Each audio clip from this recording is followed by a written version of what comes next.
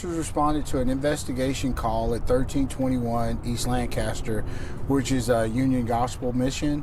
Once officers arrived, it was reports that there was a male there wanted for capital murder, and due to the security guard calling the call in, we're able to respond to the call and apprehend this gentleman, to bring him in to be spoken with detectives, and hopefully be brought to a judge for what appears to be a crime that he committed.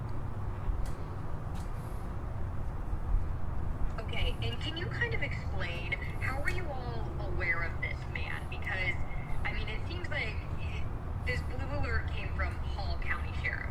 Okay. Yeah, I mean, we got a blue alert. Again, that goes out to different law enforcement. And then, luckily, the Union Gospel Mission security guard was able to get this, and he identified this man upon check-in. He wanted to be sure there was someone that fit the description, but as the gentleman came into Union Gospel Mission, he had shaved a beard that he had. And so, again, he called Forward PD. It's a joint effort with our officers, with the partnership that we have there. We're just able to get him, and again, it's a collective effort with our community helping us, and that's how we're able to do our jobs.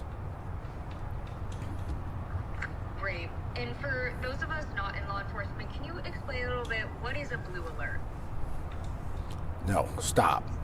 Hold on, stop. Just hold on. Let me get some information on the blue alert. Okay. Yeah. All right, hold on. Okay, thank you. Because I knew you were going to ask me that, and let me see. Hold on.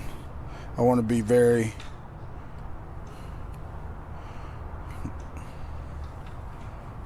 Yeah.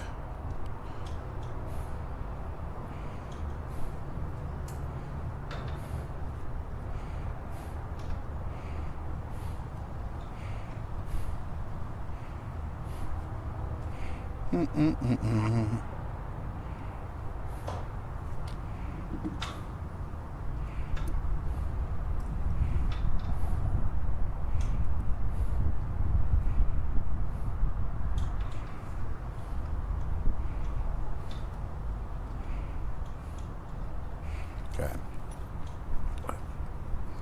You want to go ahead? Okay, a blue alert was issued by the Texas Department of Public Safety when a law enforcement officer is involved in something, and it goes out to our different law enforcement partners around the state of Texas, and we share information. Again, this is a joint effort due to sharing information and how we were able to bring this guy in.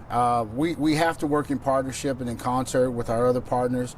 And without that, again, as I've said in many interviews before, we can't do our job if we don't have our partners.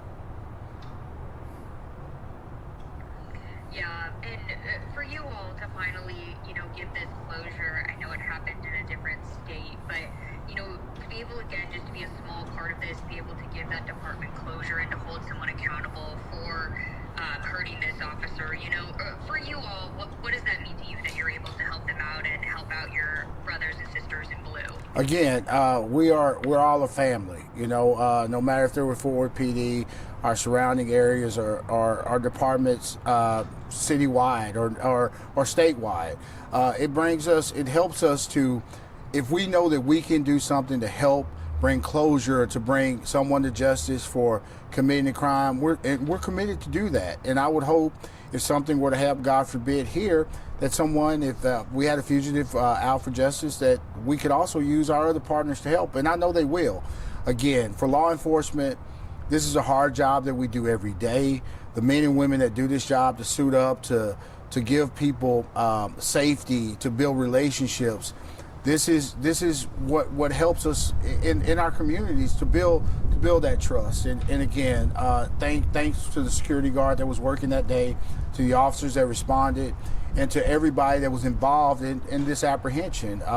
Again, we couldn't have done it without everyone's help. And I'm not sure if you could maybe go a little bit more in depth. How kind of was the security guard involved? Was Altman doing something suspicious that piqued the officer's interest to, watch him a little bit closer, or were they aware of the blue alert and his photo? I understand that you might not be able to share many details, but I'm wondering if you could share just a little bit more of how you all were able to recognize him and apprehend Well, again, not to divulge tactics or anything like that.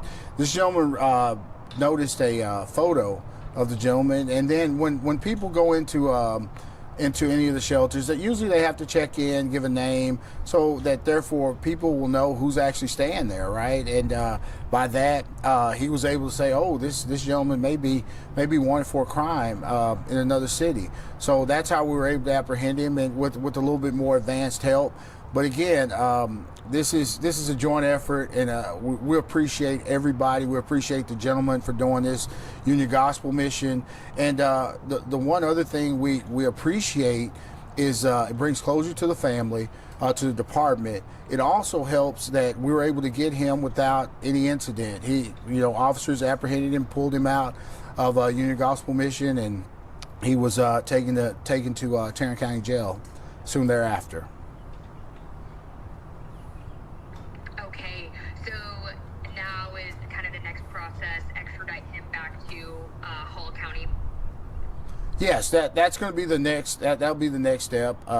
Again, I'm not sure yet if our fugitive unit will be taking him or if they will come to pick him up. But again, we're going to still work in concert with our partners to do whatever we need to do to get him back to where he needs to serve the penalty for what he did. Okay, I can't really think of any other questions off the top of my head. I'm kind of catching up on the story here, making sure I ask everything. Okay, wanted for, I apologize, it's Memphis, Texas. I read too quickly and immediately thought Tennessee, so that is my fault. That's why I said city partners, right? A different county of Texas. Uh-huh. Not here in... Wait, I'm sorry. Okay, sorry, just going through here. Chase, do you have any questions off the top of your head while I'm kind of reviewing my information here? Do you know anything about maybe what his demeanor was? Like, while they were taking him into custody, was he compliant or was he kind of apprehensive? As far as his demeanor when he was taken into custody, they were in chapel. Again, officers were able to not disturb others and say, hey, we need to talk to you. He actually got up with officers due to the crime. They said, hey, we're going to put handcuffs on you for our safety and your safety. He said, okay. They were able to take him to the patrol car. And then they asked him, hey, do you know why we're speaking to you? And he of course said no. And officer said, okay. After that, they took him into Tarrant County to be booked on the warrant that he has. And was this regular patrol officers, or was this warrant squad? Or? This was actual patrol officers, but there were other officers that we don't want to disclose that were involved in this as well. Okay. And do you have any information about the initial circumstance regarding the shooting in Memphis, Texas? Was it a traffic stop? Do you have any information on the peace officer that was hurt? No. Again, I believe they were serving a warrant, but I don't have that information. I would hope you would speak with their PD to get that. I don't want to give you any false information or any information that's not valid. Again, we were just the ones that this gentleman came up. We were able to apprehend him, and again, it's that brotherhood that we share, and we're able to get him in, and so that's the main thing.